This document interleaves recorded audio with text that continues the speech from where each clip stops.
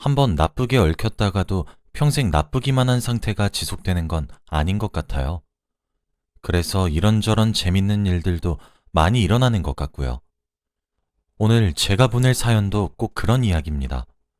처음 남편과 결혼했을 때 한쪽이 기우는 결혼을 하면 다들 좋을 거 없다고 제가 결혼하기 전에 다시 한번 숙고해보라고 뜯어 말렸는데 그때는 멋 모르고 내 인생 내가 결정한다는 마음 하나로 남편과의 결혼을 결심했어요. 신혼 때만 해도 이런저런 갈등들 때문에 제일 행복했어야 할 신혼이 좋지 않은 추억으로 남아있지만 지금은 모든 난관들을 함께 극복하고 모든 오해를 푼 뒤 더없이 사이좋은 부부로 지내서 다행인 거죠. 뱃속 아이는 그 행복의 산물이나 다름없고요. 남편과는 고등학생 때 친구로 지내다가 자연스럽게 연인으로 발전해서 결국 결혼까지 꼴이 난 케이스인데요. 굳이 따지자면 서로가 첫사랑인 셈이죠.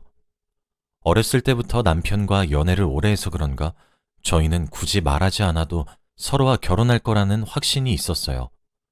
그래서 둘 다 직장 구하고 모은 돈이 어느 정도 생기자마자 결혼에 대해 상의했고 각자 부모님을 찾아뵈었죠. 남편의 아버지는 남편 대학 졸업하고 얼마 안 있어 급작스럽게 돌아가셨어요. 남편은 그것 때문에 한동안 절 만나려고 하지도 않을 정도로 인생에서 침울한 시기를 보냈죠. 당시에 남편 부모님이 워낙 보수적이고 가부장적이셔서 남편 부탁으로 성인이 된 후에도 줄곧 남편 부모님께 교제 사실을 알리지 않고 비밀 연애를 하고 있었거든요.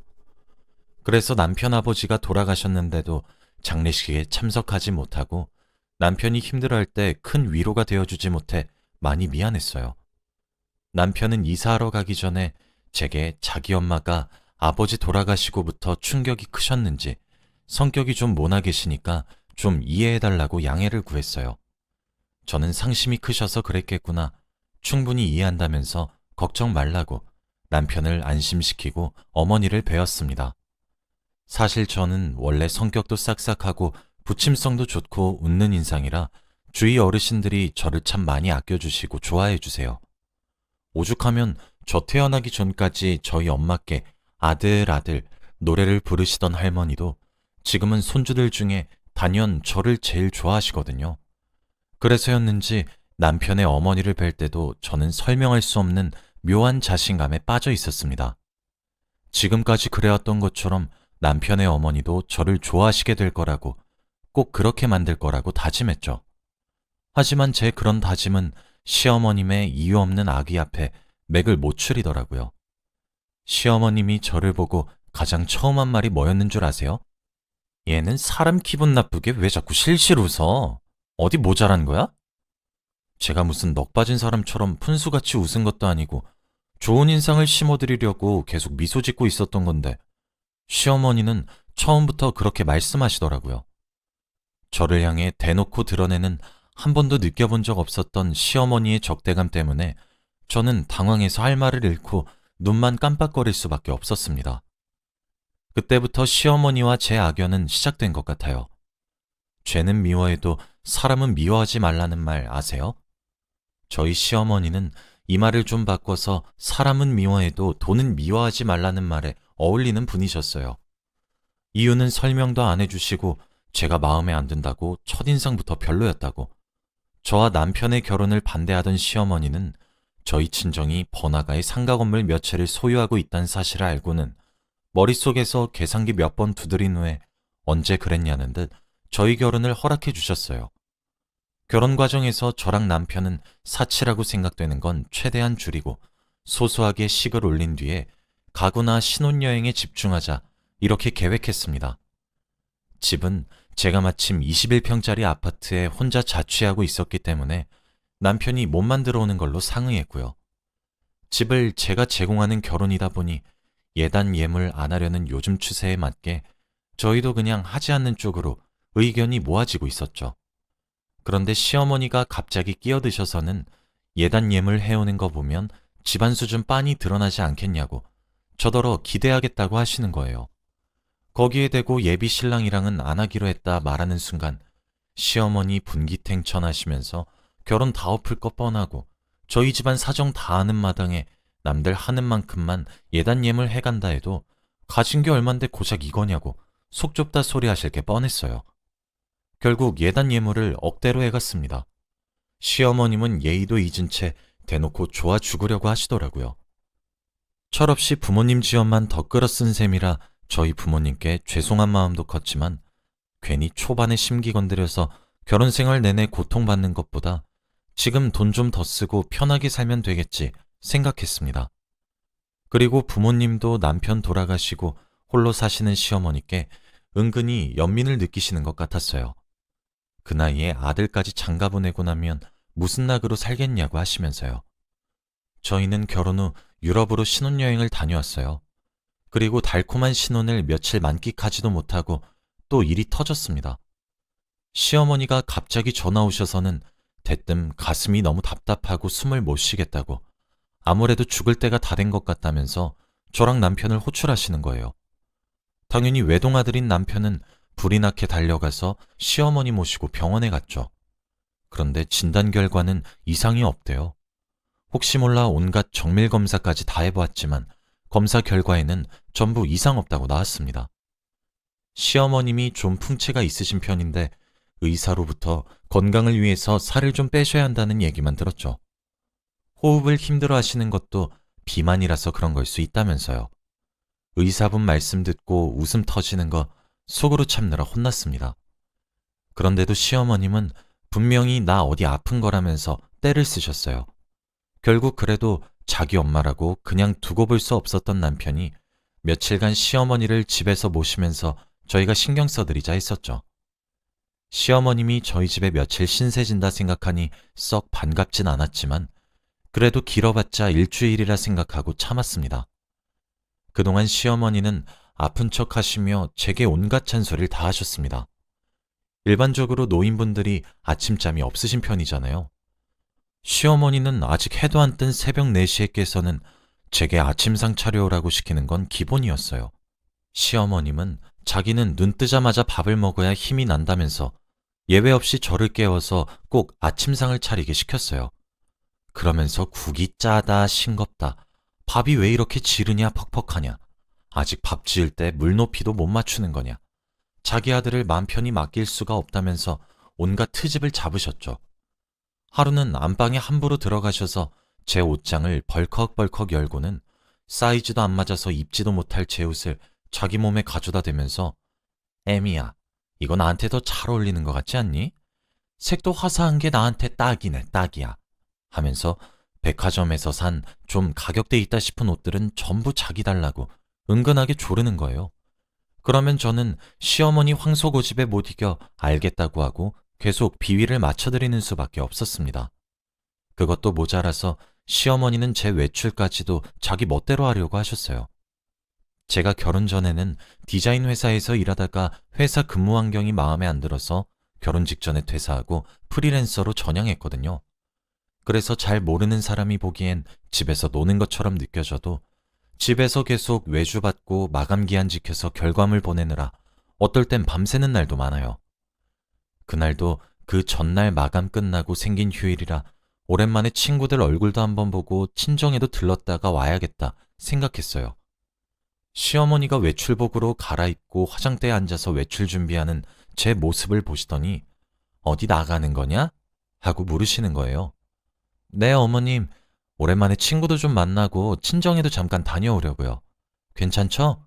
하고 물으니 시어머니는 뭔가 마음에 안 든다는 노트로 알겠다 짧게 대답하시고는 자기 방으로 다시 쏙 들어가셨어요.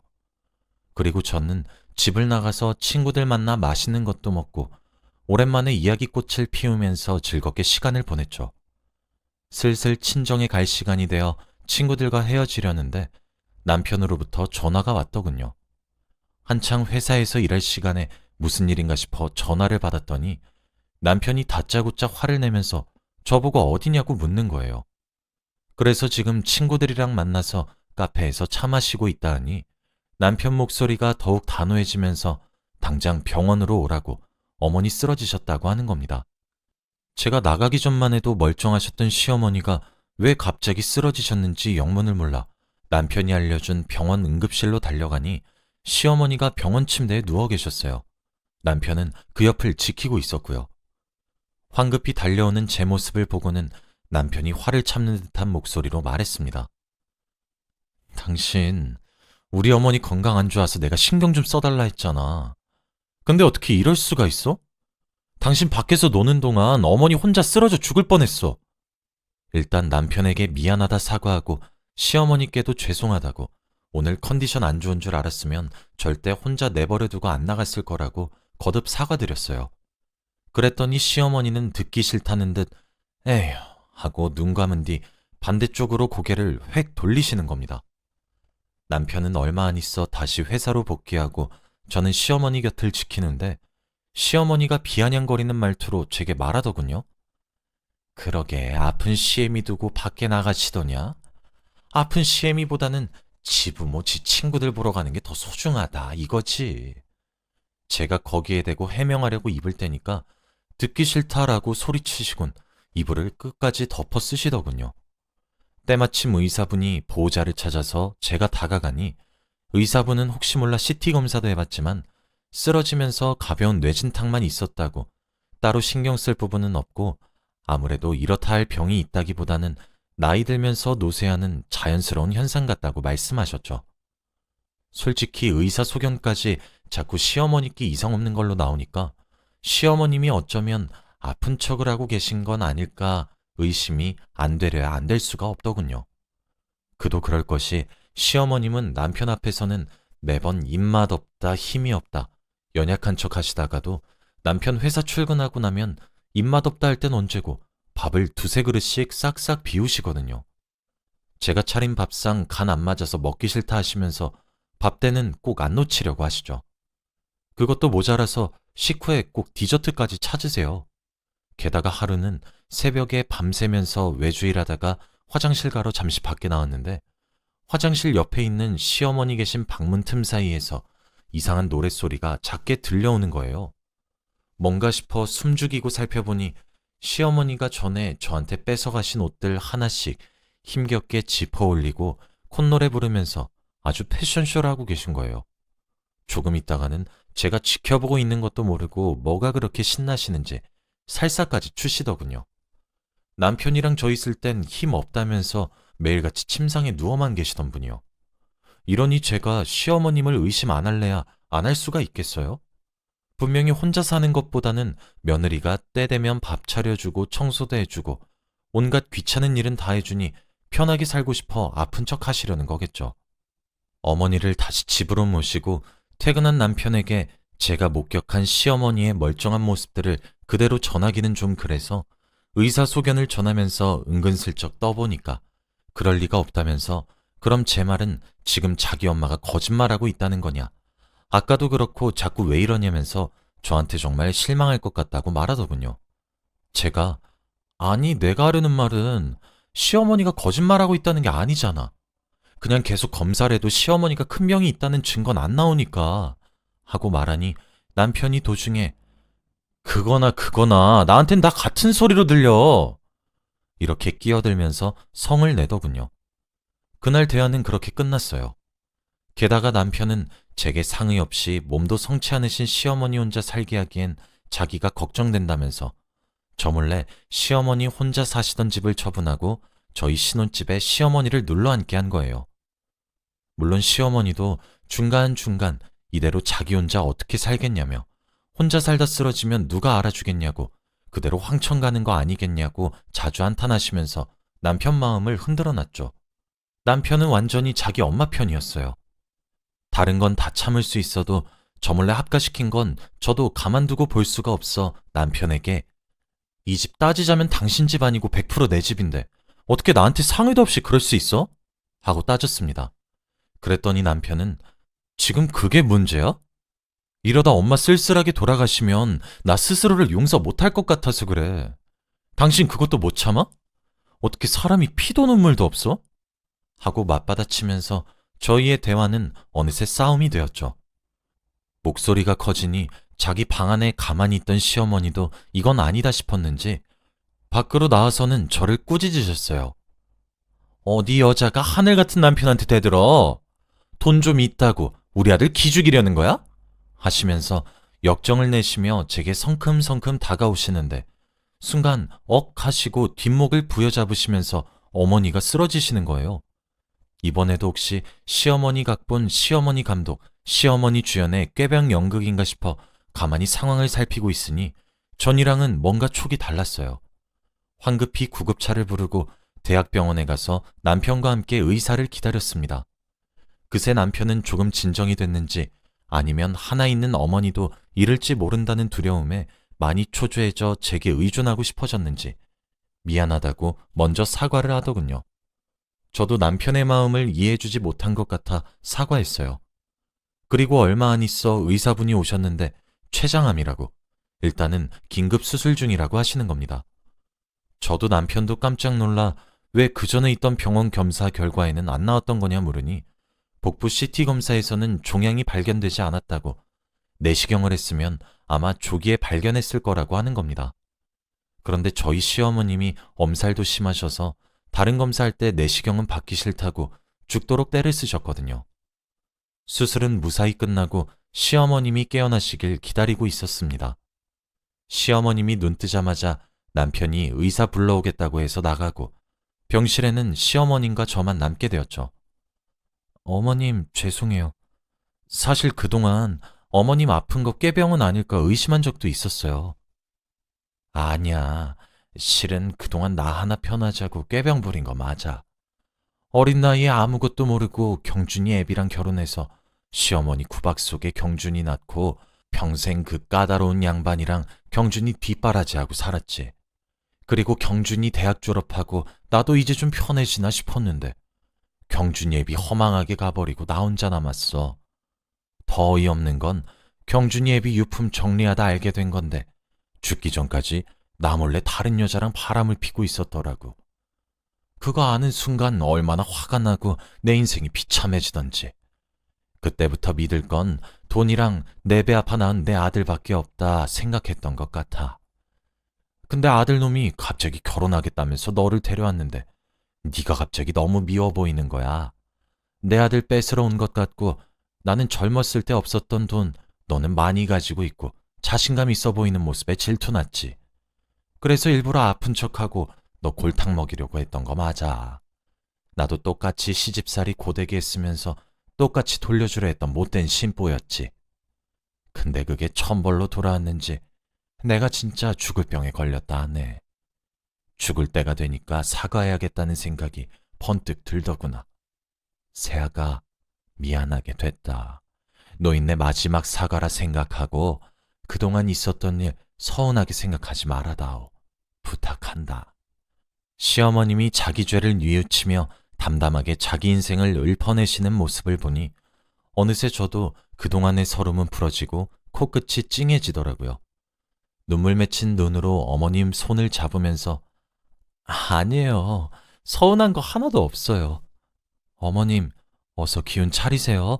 하고 기운을 북돋아 주었습니다. 어머님도 어느새 눈물 흘리시면서 고맙다, 미안하다 이 말만 반복하시더군요.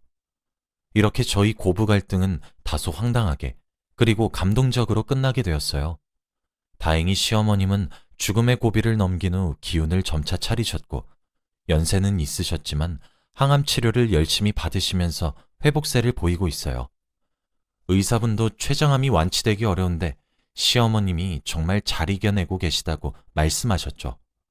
이런 상황 속에 자연스럽게 남편도 저도 서로에게 의지하게 되면서 부부 사이도 다시 예전의 모습을 되찾았어요. 저는 시어머님 간병하면서 친딸처럼 말동무해드리고 가끔 병원 정원에 함께 산책도 나가고 하며 잘 지내고 있습니다. 그러다 제게도 축복이 찾아와 주었어요. 뱃속에 아들이 찾아와 준 거였죠. 시어머님은 뱃속 아이 성별 아시고는 꼭 저 같은 딸도 하나 낳으라면서 나중에 자기랑 저랑 손녀랑 함께 여행 한번 다녀오고 싶다고 자기 그때까지 꼭 건강히 살아있을 거라고 하세요. 많이 달라진 시어머님 모습을 보니 좋은 의미에서 영원한 건 없다고 생각해요. 평생 스트레스 받을 줄만 알았던 시어머님과 제 관계가 이렇게 좋아질 거라고 감히 누가 상상이나 했겠어요? 이렇게 잘 풀린 데에는 시어머님도 본인의 잘못을 사과하는 법을 깨우쳤고 저도 용서할 줄 아는 마음을 가졌기 때문에 가능했던 거라고 생각해요. 여러분도 이런 관계가 있다면 선뜻 사과나 용서를 해보시는 건 어떨까요? 저는 그 덕에 더없이 평온한 나날들을 보낼 수 있게 되었거든요. 제 사연 들어주셔서 감사합니다.